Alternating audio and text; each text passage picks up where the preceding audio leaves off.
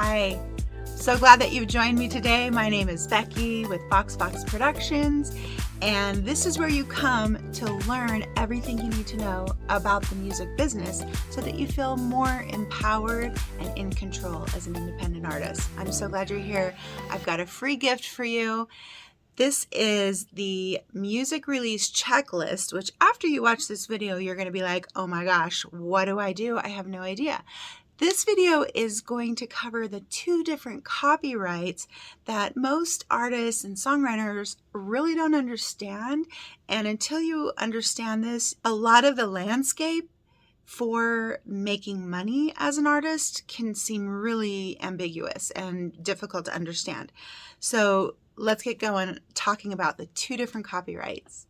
First of all, we need a little disclaimer because I am not a lawyer. So what I'm telling you is just my understanding of copyright law, and I strongly suggest that you advise with an entertainment lawyer before making any decisions or signing any agreements. Okay, now on to two different copyrights. This is really important to understand.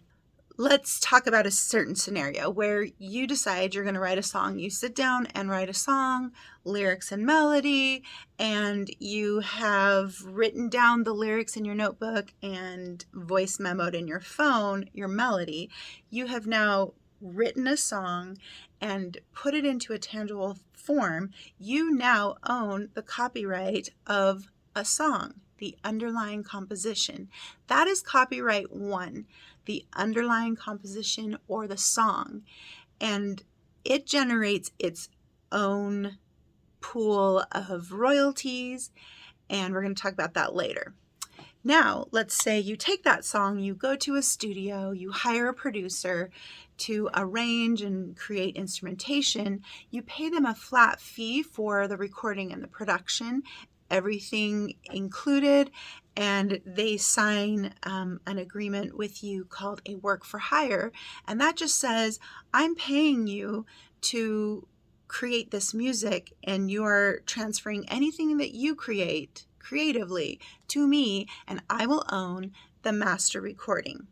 Now I've got two different copyrights that I own: the underlying composition or the song.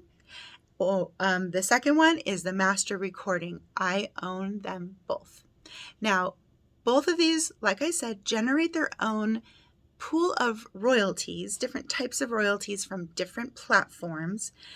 They are also, like, you can envision them as a pie. You can split each one of these copyrights into pieces based on whoever is helping you, whoever is collaborating with you. If your budget is smaller, you can say, I can't pay you for this, but how about I split the master recording royalties with you? I'll give you a scenario.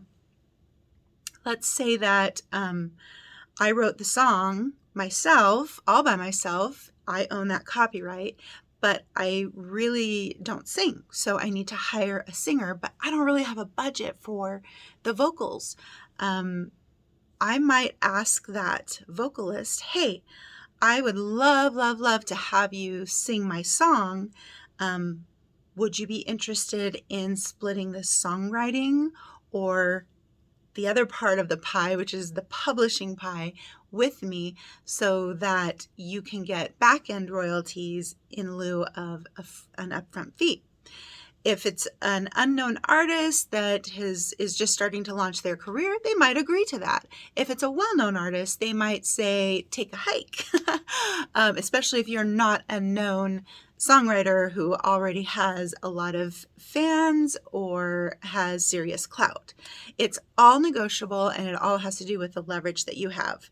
Another example of the underlying composition split that you might do is if you are a songwriter and you've written the song, you've also created the master recording, and you need a music library to pitch your song to film and TV placements, sync placements.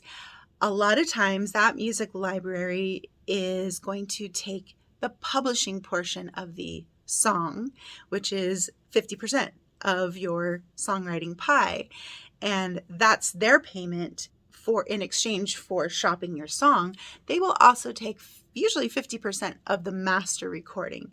So you're essentially splitting 50-50 with a music library, because they have the connections to the music supervisors and the ad agencies, people that want music.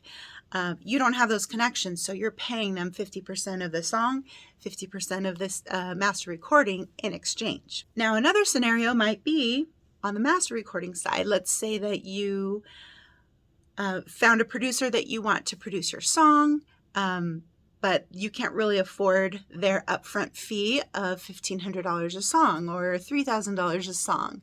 But you've got some good momentum. You've already got some songs out there that are generating some streams.